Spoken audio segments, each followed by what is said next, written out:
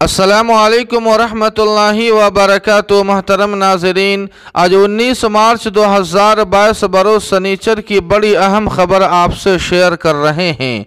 All India Muslim personal law board हिजाब के मसले में सुप्रीम कोर्ट से रुजू करेगा। मुसलमानों से सब्र से काम लेने और पुरअमन रहने की अपील। जी हाँ नाज़रीन किराम, आपको बतला दें कि all India Muslim personal law board के जनरल सेक्रेटरी हज़रत मौलाना खालिद सैफुल्लाह रहमानी ने अपने प्रेस नोट में कहा है कि मुआरखा 14 मार्च 2022 को बोर्ड की लीगल कमेटी और सेक्रेटरीज की ऑनलाइन मीटिंग हुई।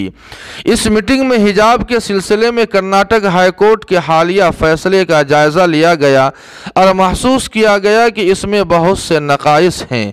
इसमें फ़र्द की आज़ादी को पूरी तरह से नज़रअंदाज कर दिया गया है और इस्लाम में किस अमल को लाजमी दर्जा हासिल है और किसको नहीं है, इसके बारे में अदालत ने अपनी राय से फैसला करने की कोशिश की है।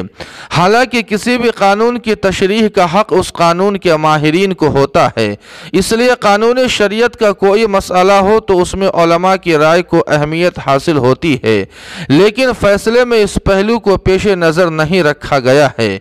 इसलिए अदालत के इस फैसले से इंसाफ के तकाजे पूरे नहीं हो सके, चुनांचे इसे सुप्रीम कोर्ट में चैलेंज किया जाए। अब बजा तौर पर मुसलमानों में यह एहसास पैदा हो रहा है कि अदालतें भी शरई व मजहबी उमूर व मामलात में मुतासिबाना जहनीत का शिकार होती जा रही है और अक्सर दस्तूरी तहफ़्फ़ुज़ात की मनमानी तशरीह करती है। बोर्ड इस पर गहरी तशवीश और रंज का इजहार करता है।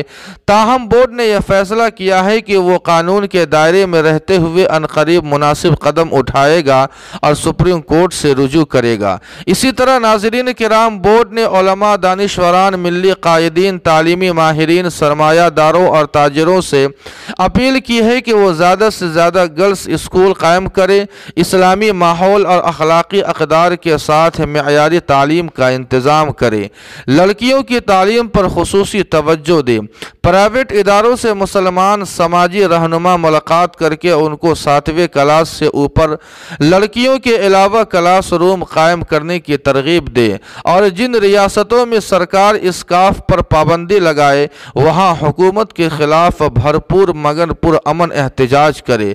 बोर्ड ने मिल्लत की उन बच्चियों को भी मुबारकबाद पेश की है जिन्होंने बेपर्दा होने को कबूल नहीं किया और उन्होंने इस्लामी शाइर पर साबित कदमी इख्तियार की है।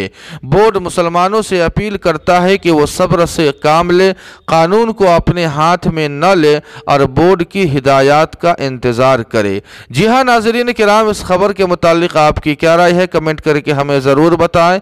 वीडियो को लाइक और शेयर कर दें और कासमी जीके को सब्सक्राइब करना न भूलें। वस्सलामु अलैकुम वरहमतुल्लाह।